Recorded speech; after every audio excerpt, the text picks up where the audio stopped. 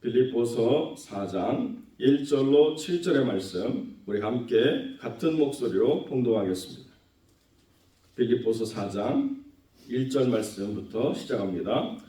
그러므로 나의 사랑하고 사모하는 형제들, 나의 기쁨이요 면류관인 사랑하는 자들아, 이와 같이 주 안에 서라. 내가 유오디아를 권하고 순두개를 권하노니 주 안에서 같은 마음을 품으라. 또 참으로 나와 멍에를 같이 한 자 내게 구하노니 복음에 나와 함께 힘쓰던 저 부녀들을 돕고 또한 글레멘도와 그 외에 나의 동역자들을 도우라. 그 이름들이 생명책에 있느니라. 주 안에서 항상 기뻐하라. 내가 다시 말하노니 기뻐하라. 너희 관용을 모든 사람에게 알게 하라. 주께서 가까우시니라. 아무것도 염려하지 말고 오직 모든 일에 기도와 간구로 너희 구할 것을 감사함으로 하나님께 아뢰라.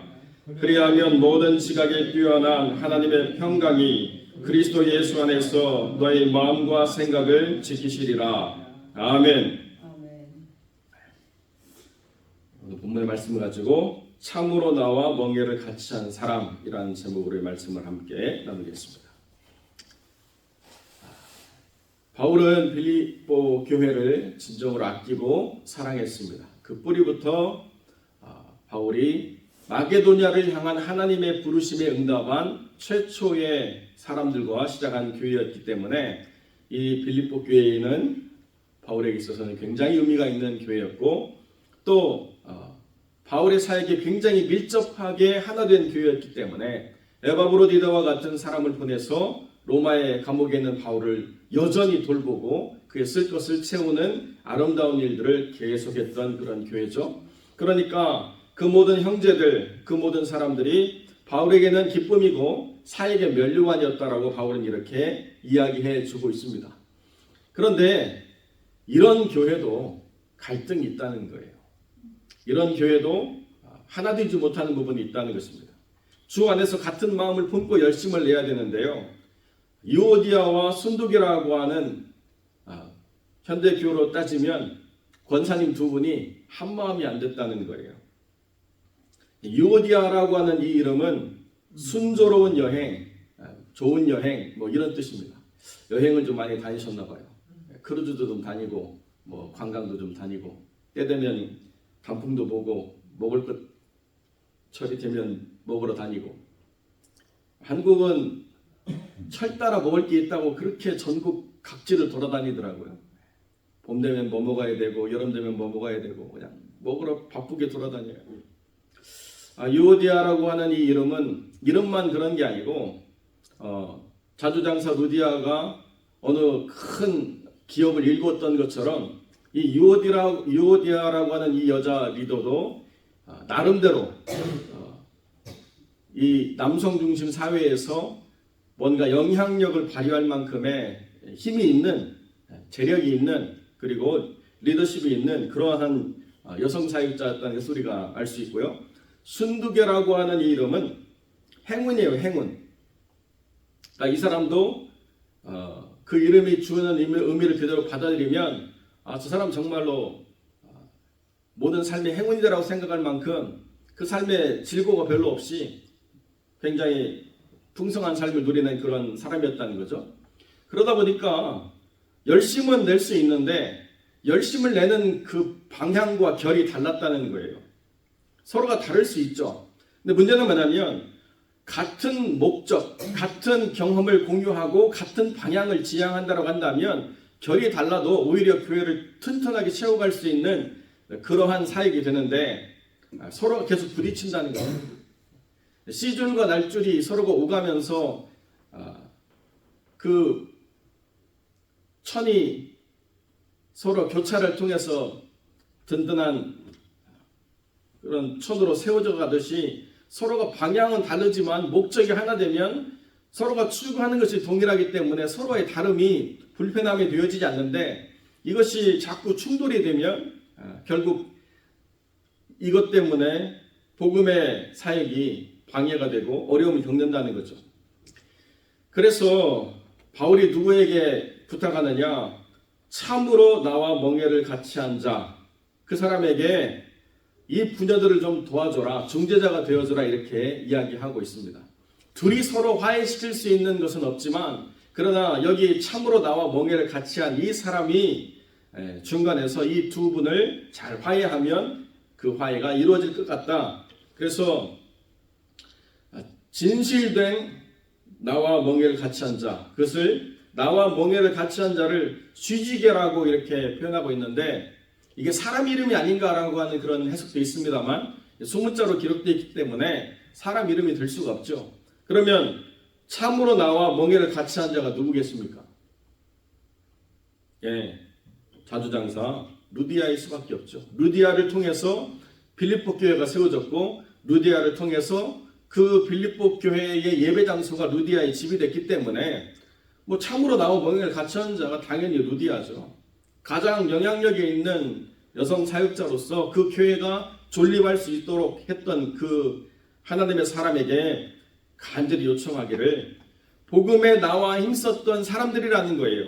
유오디아도 순두교도 어찌됐건 간에 선한 열심을 내고 있지만 서로가 맞지 않아가지고 서로가 이렇게 분열을 내고 있을 때, 그럼에도 불구하고 복음에 힘썼던 사람들이니까 잘 중재를 해달라고 이야기하고, 뿐만 아니라 글레멘더와 나의 동역자들 또한 도와주라고 이렇게 이야기하고 있습니다. 여러분, 이 정도 되면 이 루디아에 감당해야 될 짐이 얼마나 가볍지 않은 것을 아시겠죠?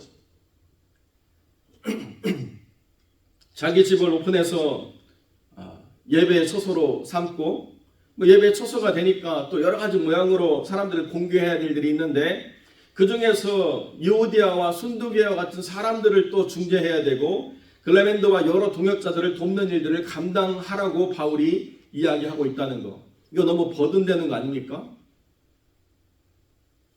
이거 너무 좀 부담스러운 일을 하고 있는 거 아닌가요? 이 정도 했으면 좀 다른 사람에게 일을 맡겨도 될 만한데, 이 정도 했으면 좀 다른 사람이 알아서 좀 같이 동역을 해주고 그런 일들을 좀 함께 나누어 짐을 지었으면 좋겠는데, 바울은 그렇게 얘기하고 있지 않다는 거예요.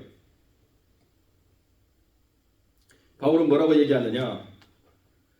그런 요구를 할 수 있는 대상이 되었다는 것입니다. 그렇게 나와 함께 주 안에 선 사람이 되었기 때문에 그런 이야기를 할 수가 있다는 거죠. 그러니까 나와 함께 멍에를 같이 한 사람이 하나님의 교회를 세우는 사람이 되지 않으면 이 하나님의 교회는 설 수가 없다는 거예요. 아무리 복음을 위해서 힘쓰는 사람이라 할지라도 함께 멍에를 나누는 삶에 거룩한 책무를 감당하지 않는 사람은 잠시 복음을 위해서 애쓰고 수고할 수 있지만 이내 곧 시험 들어서 병들고 상하고 지치고 낙망하고 좌절하고 무릎 꿇어버리는 일들을 벌일 수 있다는 것입니다. 그렇기 때문에 이 교회에는 영적인 리더가 필요하다는 거예요. 그 영적인 리더는 사람으로 말미암는 불편함과 사람을 후원해야 되는 그 부담감이 보통이 아니라는 것입니다. 그런데 성경은 이것을 뭐라고 이야기하느냐? 멍에를 같이 한 사람이라는 거예요. 바울과 멍에를 같이 한 것뿐만 아니라 주님과 함께 멍에를 같이 한 사람들이라고 성경 우리에게 가르쳐주고 있다는 것입니다. 여러분, 그리고요, 바울이 그 사역으로 힘들어할 멍에를 같이 한 이 루디아에게 뭐라고 얘기합니까? 항상 기뻐하래요. 아니, 힘들어서 야 좀 쉬었다 해라 이것도 아닌데, 항상 기뻐해라. 내가 다시 말하노니 기뻐해라. 그리고 너의 관용을 모든 사람에게 알게 하라. 이렇게 권면해주고 있습니다. 그럴 수 있는 힘이 어디서부터 나오느냐?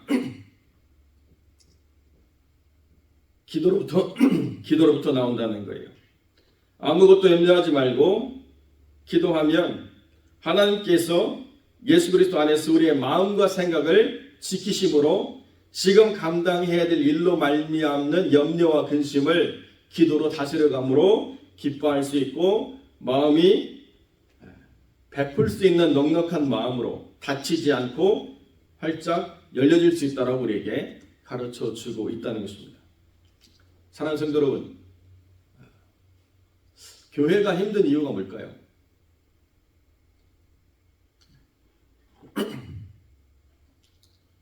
교회가 힘든 이유는 결국 사람 때문에 힘든 거예요. 교회라고 하는 것이 돈이 없어서 힘들고 뭐 장소가 없어서 힘들고 뭐가 있어서 힘들고 이건 별로 힘든 게 아니에요. 제가 처음 개척을 하는데요. 믿음 하나도 없는 분이 LA에서 만화방을 하셨어요. 만화방. 그때는 LA에 그런 장소들이 많이 있었어요. 주일날 만화방 오전에 오픈 안 할 때 개척 여기서 하시라는 거예요. 막 만화책이 막 빽빽이 꽂혀 있고 사람들이 앉아 있는 의자에서 우리 여기서 예배드리시라고 장소를 자기가 제공하겠다는 것입니다. 사람도 많지 않았고 그런데요. 할 수가 없어요. 왜 그러냐? 만화방 안에 담배 냄새가 그냥 가득 배어가지고 크리스찬들이 들어가면 이 냄새 때문에 거기 오래 앉아 있을 수가 없더라고요. 그래도 뭐 작은 교회니까 모여서 함께 예배드리는 게 장소 때문에 불편하지 않았어요. 봉사하는 사람 없어서 힘들지 않았습니다. 결국 가장 교회를 힘들게 하는 것은 사람이라는 거예요. 그런데 그 사람 때문에 힘든 교회가 문제가 있는 교회가 아니라 원래 그렇다는 거예요. 원래 교회는 원래 죄인들이 모인 곳이기 때문에 다 그 죄인의 본성이 드러나게 되어 있다는 것입니다. 그것으로부터 자유하려고 한다면 어떻게 해야 되느냐? 적극적으로 리더십을 발휘해가지고 방관하지 말아야 된다는 거예요. 유오디아와 순두계 저렇게 다투고 싸우는데 나는 끼고 싶지 않다. 나는 그냥 뭐 자기들이 서로 머리를 잡고 싸우든 뭘 어떻게 하든 나는 절대로 저 안에 개입하지 않고 그냥 우아하게 얌전하게 조용히 그리고 나만 신앙생활 잘하면 되지. 이건 아니라는 거예요. 복음과 함께 힘쓰던 사람들 속에 개입해야 되고요. 그리고 여러 사역자들을 돕는 일들에 적극적으로 나서야지 그 교회가 건강해질 수 있다는 거예요. 알아서 잘 되는 건 없다는 것입니다. 여기 지금 디모데가 가기 전에 글레멘드라고 하는 사역자가 가장 영향력을 많이 발휘할 수 있었습니다. 물론 에바브로디도라고 하는 사역자가 있었지만 바울을 돕기 위해서 갔다가 죽을 병에 들려가지고 겨우 회복한 다음에 돌아갔기 때문에 이 빌립보라고 하는 교회를 주도적으로 지금 섬기고 있는 사람이 글레멘드였습니다. 근데 글레멘드의 영향력이 좀 부족했나 봐요. 그래서 디모데를 보내준다라고까지 또 얘기하는데 그래도 누가 필요하냐? 돕는 사역이 필요하다는 거예요. 나와 함께 멍에를 같이 한 자들이 그 사역을 돕고 그 사역을 돌보고 문제 해결에 적극적으로 나서고 뭔가 열심을 내어야만 그래야만 주 안에서 모든 이들이 기뻐할 수 있다라고 성경이 우리에게 가르쳐주고 있다는 것입니다. 염려를 우리가 왜 하나요? 일어나지 않을 것에 대한 불확실성 때문에 우리가 염려를 하는 것입니다. 실제로 일어나고 나면 염려라는 건 없어요. 그죠? 맞닥뜨리고 나면 염려라는 건 없는 겁니다. 근데 맞닥뜨리기 전에 염려를 하는 거예요. 그런데 그 염려라고 하는 게 얼마나 구체적인지요. 나를 점점 짓누르는데 내가 이거 벗어날 공간이 없어요. 내가 아니면 안 될 것 같은 그 부담감이 점점 커진다는 거죠. 내가 없으면 안 될 것 같은 부담감 때문에 염려는 더 되고 마음은 좁아지고 기뻐할 수 없게 되고 이것이 계속 반복적으로 사이클이 되면서 점점 더 커지는 것. 이 문제를 주님이 뭐라고 말씀하시느냐? 너희 모든 일에 기도하라는 거예요. 염려를 다스릴 수 있는 유일한 힘은 하나님께 맡기라는 거예요. 기도로. 하나님, 이 문제를 내가 감당할 수 없습니다. 라고 기도하라는 거예요. 그렇기 때문에 염려의 또 다른 이름은 영적인 분별력이 될 수 있다는 것입니다. 목회하다 보면 가끔씩 그런 이야기를 하시는 분들이 있을 때가 있어요. 목사님, 뭘 염려하세요? 하나님 다 알아서 해주시잖아요. 근데 정작 자기는 정말 사소한 일에 막 벌벌 떨고 잠도 못 자고 막 그러더라고요. 염려를 안 하는 게 맞는 게 아니에요. 교회 사역을 하다 보면 염려를 하게 돼 있어요. 이것은 성경이 또 다른 이런 뭐라고 이야기하느냐? 하나님의 뜻대로 하는 근심이다 이렇게 표현하고 있습니다. 그렇기 때문에 염려가 완전히 없어지는 것이 참된 평안이 아니에요. 염려는 여전히 있습니다. 왜 그런가? 영적인 분별력으로 모든 것을 판단하고 모든 것을 살펴보니까 그 영적인 분별력으로 말미암아서 염려할 수밖에 없는 상황들이 보인다는 거예요. 눈으로 보여요. 깨어있으면 깨어있을수록 더 보인다는 것입니다. 그렇기 때문에 그 염려를 가지고 어떠한 삶의 태도를 취해야 되느냐? 기도를 통해서 예수님 안에 하나님의 평강으로 우리의 마음과 생각이 굳건하게 지켜지는 역사를 우리가 가져가야만, 그래야만 그 사역의 영향력을 잃어버리지 않고 계속적으로 발휘할 수 있는 주 안에서 선자가 된다는 것이고, 주님과 함께 멍에를 같이 한 사람들이 될 수 있다는 것입니다. 여러분, 화평교회에 하나님 안에서 다 서신 분들이시겠지만, 그럼에도 불구하고 사람 간의 갈등, 그럼에도 불구하고 믿음의 차이, 믿음의 색깔로 인한 다양한 소리들의 충돌이 지금도 있을 것이고 앞으로도 있을 거예요. 그 소리를 다 잡아서 소리 내지 않게 억누르는 것만이 정답이 아니라는 것입니다. 소리가 나되 그 소리가 하나님 안에서 균형 잡힌 일관된 방향과 목적과 성취 동기를 가지고 펼쳐질 수 있도록 계속 조율을 할 필요가 있다는 거예요. 그렇기 때문에 주님과 함께 멍에를 같이 한 하나님의 사람들이 그 사람 사이를 파고들어서 함께 동역해 나갈 수 있도록 그 갈라짐을 메우는 관용을 베푸는 사람들이 되라고 성경이 우리에게 이야기해 주고 있다는 것입니다. 사실 갈등의 내면에 들어가 보면 그 갈등이 별거 아니에요. 남들 언급해 줄 때 내 이름 한 번 더 언급해 주고, 남들 칭찬할 때 나도 동일하게 한 번 더 칭찬해 주고, 뭐 어마어마한 것 때문에 시험 드는 사람 별로 없어요. 근데 사소한 것 때문에 갈라져 있거든요. 그러니까 그 안에서 관용을 베풀고 사랑을 베풀고 내 안에 기쁨이 넘쳐서 내가 사역을 하다 보면 나도 지치지 않고 지친 사람도 이렇게 세울 수 있는 영적인 힘을 얻을 수 있다는 것입니다. 그렇지 않고 우리의 마음과 생각이 염려가 주도하도록 그냥 방치하게 되면 갈등이 많아서 상처가 안 될 일도 상처가 되는 일들이 계속 일어나는 악순환의 고리가 더 강화되는 교회가 될 수밖에 없다는 거죠. 건강한 교회는 뭐냐? 멍에를 같이 한 사람들, 하나님이 세우신 직분자들이 문제가 있는 상황에 방치하지 않고 관용을 베풀고 기쁨을 나누고 기도의 자리를 이끌어내고 그 염려와 갈등을 예수 안에서 주님이 다스려 주셔서 그 마음과 생각이 주님 받으시기 합당한 마음으로 돌이킬 수 있도록 사람들을 이끌어주는 것, 이것이 중요하다는 것입니다. 그렇기 때문에 우리가 이 하루의 처음을 기도로 시작해야 된다는 거예요. 밤새 무슨 일 때문에 여러분이 속을 끓이고 여러분이 마음이 상하고 여러분이 지쳤다 하더라도 이 하루를 시작하는 처음에 기도와 간구로 우리 구할 것을 감사함으로 함께 하려면 우리가 잠 못 자고 힘들고 괴로워했던 모든 마음들의 그 생각들을 하나님의 평강으로 지켜주실 거라고 성경이 우리에게 가르쳐주고 있다는 것이고, 그렇기 때문에 잠자는 사람들을 깨워가지고 기도의 자리로 이끌어내야 된다는 거예요. 그러니까 가능하면 이 현장에 나와서 기도해야 되는 가장 중요한 이유가 뭐냐? 깨워서 기도하기 위한 걸어간 책무가 우리에게 있기 때문에 그렇다는 것입니다. 물론 그렇지 못하시는 분도 있기 때문에 우리가 줌으로 하지만 가장 좋은 건 우리가 준비된 영혼이 나와서 하나님 앞에 기도하는 거예요. 내가 끼어서 경상음으로 기도하면 이 교회가 단점보다는 장점이 더 많아지는 건강함이 있다는 거예요. 갈등보다는 기쁨이 더 많아지고 평강이 더 많아지는 교회가 된다는 것입니다. 문제없는 사람이 어디가 있습니까? 다 문제가 있습니다. 그러나 그 문제를 돋보이게 하는 어리석은 선택을 할 것이냐, 아니면 그 문제가 다 허다한 허물을 덮는 그리스도의 사랑으로 덮어지는 선택을 할 것이냐, 그 차이가 있다는 거예요.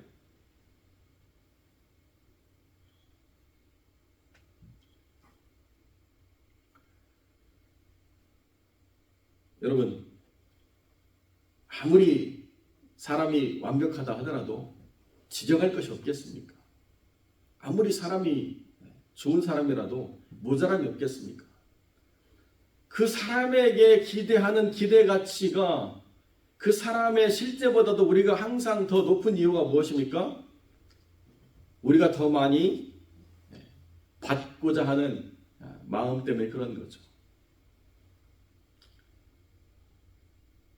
주님께서는 주안의 선자들에게 말씀하고 계십니다.